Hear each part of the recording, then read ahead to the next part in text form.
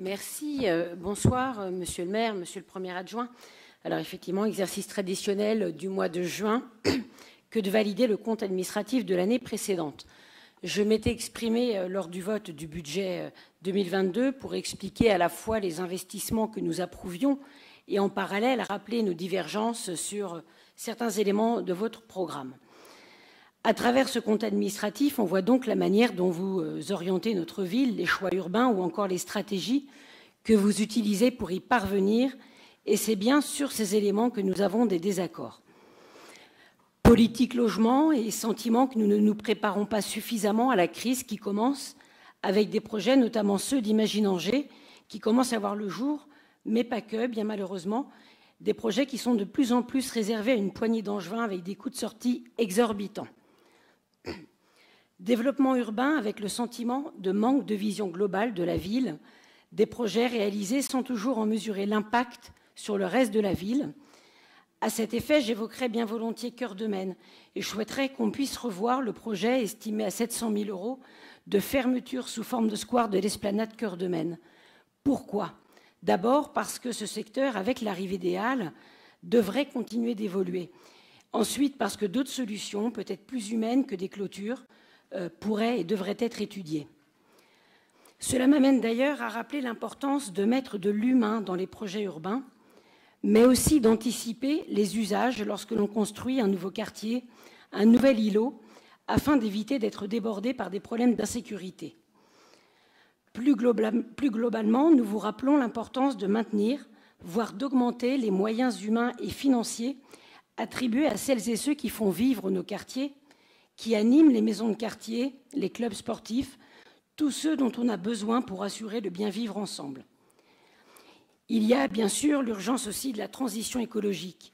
Vous vous en êtes saisi, je ne le conteste pas, mais trop de signaux nous montrent qu'il y a encore des incohérences entre ce qu'il faudrait faire pour répondre à l'urgence climatique et ce qui est fait. Parler d'urgence climatique, c'est aussi être à l'écoute des populations qui ont besoin d'être accompagnées dans cette transition et ce qu'elle implique. Je suis profondément attachée à la social écologie, car je suis convaincue qu'on doit intimement lier la question sociale aux enjeux écologiques. Je voudrais parler maintenant de pouvoir d'achat, car gérer le budget d'une ville, c'est aussi faire des choix pour accompagner les contribuables à travers les tarifs municipaux ou encore à travers l'accompagnement du service public de proximité. Cette année, plus que jamais, les Français sont touchés en plein cœur de leur pouvoir d'achat. Et alors que nous vous proposions lors du vote du budget des gestes en matière de gel des tarifs municipaux, par exemple, ou d'aides facultatives, c'est l'inverse que l'on constate, et je citerai notamment la hausse des tarifs de cantine pour une grande partie des familles, ou encore les baisses de subventions à certaines associations, notamment sportives, et qui commencent à se traduire par des hausses des coûts des licences. Concernant la structure budgétaire, je voudrais que nous puissions un jour disposer d'une vision plus globale des capacités financières de la collectivité, en y incluant notamment les satellites de la ville et de l'agglo, à qui on a attribué ces dernières années de plus en plus de pouvoir, éloignant de fait les élus des prises de décision et en n'ayant pas ou pas suffisamment de vision globale. À cet effet, je redis que les montages juridiques de certains projets, comme celui des Halles, nous interrogent et que nous souhaitons une plus grande transparence des projets portés par les structures satellites. Concernant le niveau encore important des cessions dans le budget, on le voit dans ce compte administratif, cela impacte positivement le budget, mais quelle perspective derrière, car nous n'avons pas non plus vocation à vendre inconsidérablement.